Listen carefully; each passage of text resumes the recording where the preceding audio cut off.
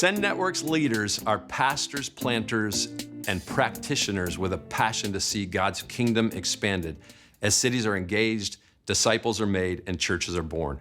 We partner with sending churches to equip church planters by developing planters in 9 essential qualities for faithful and effective ministry. One of these essentials considers a church planter's leadership. Does he have the practical leadership skills needed to plant a church in his desired location? This requires him stewarding God's gifts wisely and diligently. He must implement best practices in the work of church planting carefully to see ministry effectiveness and God-glorifying outcomes. So, how does a church planter demonstrate practical leadership? Well, he is a good cultural fit in his city. He can also cast vision and attract others to the mission. He has the ability to start new initiatives. He has a proven record of leading in other settings. He understands finances, and he's comfortable raising funds. And then also, he is motivated by Christ and his kingdom, not by selfish ambition, desire for praise, or other wrong motives. I'd like to tell you a story about a young man who portrays great leadership in ministry. At the church that I pastor, Westridge Church in Dallas, Georgia, I remember several years ago meeting a young man by the name of Dakota Adair. Dakota was dating a girl who had grown up in our church, a girl by the name of Maggie.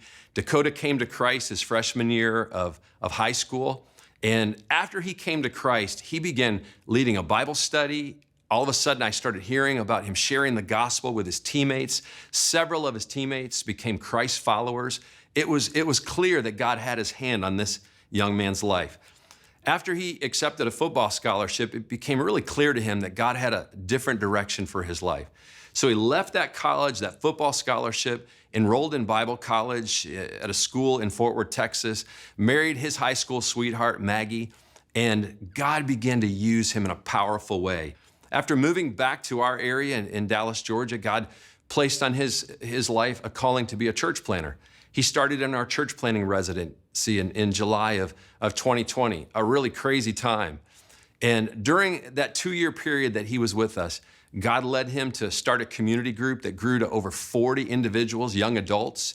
Many of those young adults became very active and involved in our church. Out of that, he began to disciple a lot of young men that were part of that. Many of those young guys are now going into full-time ministry themselves, and then really praying about where God would have him to go next after he finished his residency.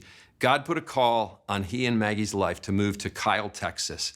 A few weeks ago, I got a story that Dakota and Maggie were in a head-on collision with their 2 small children. And while Dakota was sitting there just really dazed by what had just happened, he was sitting there thinking about why God had called him to Kyle, Texas.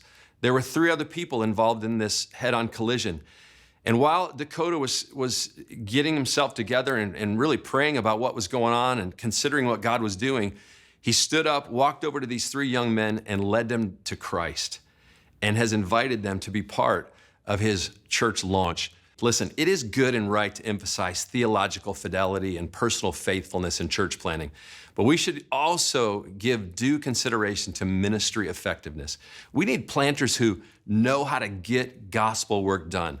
Church planting requires good practical leadership skills, and not everyone has them. Let it be said of all Send Network planters that they are faithful stewards of all that God has given them, and that they make the most of the opportunities before them.